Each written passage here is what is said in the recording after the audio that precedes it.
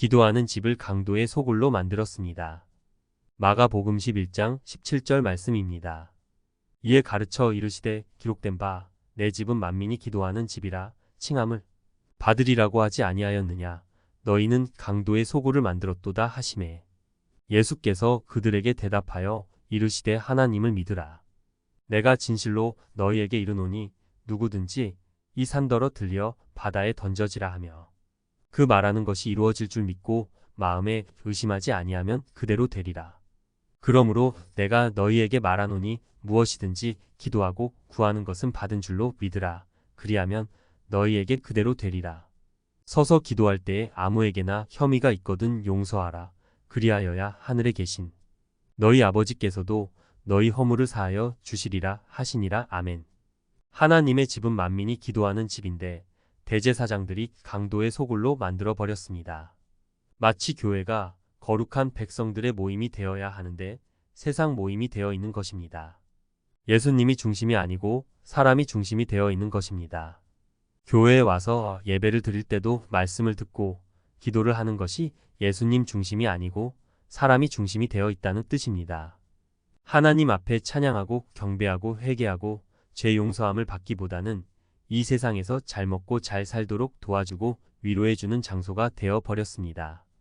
대제사장들과 서기관들이 성전을 자신들의 물질을 버는 수단으로 사용하였고 백성들도 그러한 일을 하고 있었습니다.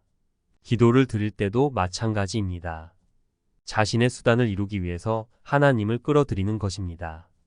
나의 마음이 강도의 소굴로 되어 있든지 말든지 하나님은 내가 구하는 기도만 들어주시면 되고 내가 원하는 그런 것들을 이루기 위해서 기도합니다.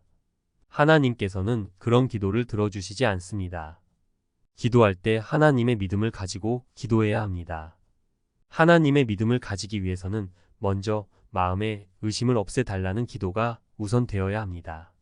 주변에 있는 사람들과의 관계가 좋지 않다면 화해하고 용서할 수 있는 마음을 달라고 먼저 기도해야 합니다.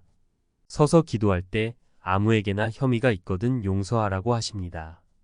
하나님을 사랑하고 있는지 이웃을 사랑하며 살아가고 있는지 생각해보고 그렇지 못하다면 회개하고 용서하고 주님 앞에 나와서 기도해야 합니다.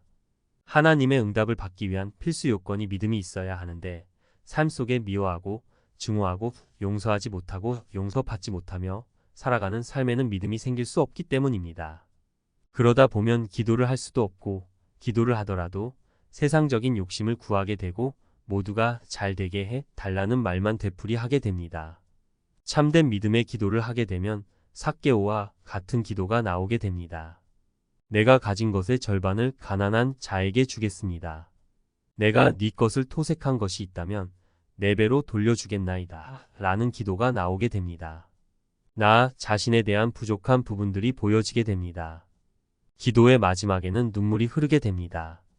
내 마음을 찢어서 하나님 앞에 보여드리는 것이 기도입니다. 기도는 내 뜻을 이루어 나가는 것이 아니라 하나님의 뜻을 구하는 것입니다. 나를 통해서 이루어 가실 하나님의 뜻이 무엇인지 물어보고 구하는 것이 기도입니다.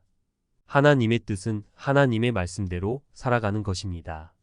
겸손과 온유한 마음을 가지게 해달라고 기도해야 하며 심령이 가난한 사람이 되고 애통하는 자가 되어야 하며 범사에 감사하고 항상 기뻐하며 쉬지 말고 하나님의 뜻을 구하는 기도를 드리는 삶입니다. 믿음의 기도란 세상에서 평생 영원토록 잘 먹고 잘 살게 해달라는 것이 아닙니다.